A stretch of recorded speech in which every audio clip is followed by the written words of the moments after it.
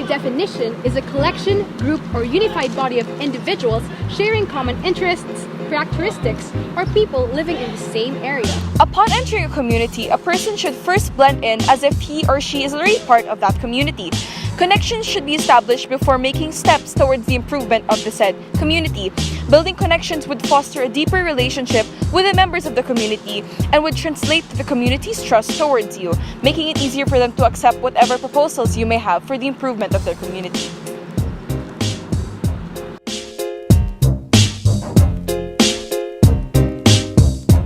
In order for them to trust you more easily, and as well as for them to be more comfortable talking with you have to ensure that there are no barriers between the two of you, including psychological, psychosocial, emotional, or anything else.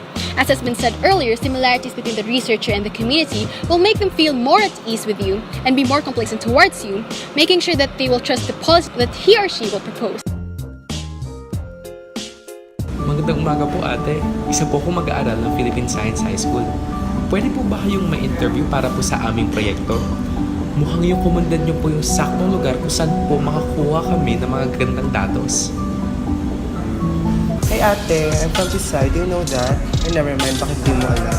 Para sa project to kasi, so galingan mo ha. Kailangan ko ng uno eh. A researcher or a person entering the community should be able to blend in and speak the native language that the locals speak in order to forge connections and establish trust between the two of you. This will make them feel more at ease and be more open to you. Similarities makes them feel complacent, which is the first step to building trust. Being the so-called conyo, on the other hand, in a poor community, will make them feel the disparity between your social or economic standings. This may make them uncomfortable when interacting with you, and the reactions you get from them may not be as genuine as you expect them to be. Bago po ang lahat, pwede po bang i-record at i-video yung mga sinasabi niyo? Ate, ano to? Recorder. Go na ate ang arte mo ha. Getting their permission prior to video recordings, voice recordings, or even just listing down their responses is absolutely important, for these responses may be published in your study. Aside from the possible lawsuits that you may face, or they might file against you when you do this, it is absolutely improper to record, as this harbors mistrust, and the feelings of betrayal that they might get or they might feel towards you will make them withhold information instead of acquiring them. Such actions will also invade their privacy. Moreover, the negative feelings that they might harbor towards you after you do this might render your policy unusable, as they might cast you out of their community. Ate, bago pong lahat, meron po ba kayong palayo na pwedeng itawag sa inyo? Toti Marie po? Toti na lang po. Sige po. Dito na po pala kayo nag-asawa? Okay po. Ilan na po yung anak nyo? 4 po. Tapos yung isa po nasa kolehiyo na. Sige po. Gano'n na po kayo katagal sa komunidad na to? 15 taon na po pala. Sa pananatili nyo po, may nakita na po ba kayong mga problema? At anong nickname mo?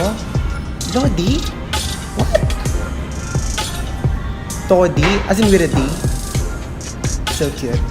So, what's the solution by this community? Marami eh.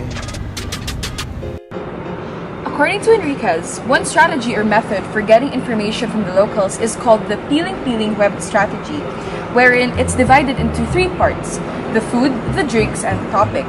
This strategy states that before you can get any information from the community, you need to spend time with them first, get to know them first through food and drinks, as previously mentioned. And you should allow them to trust you first before you try and ask questions to them, which will be relevant for your proposed development for the community.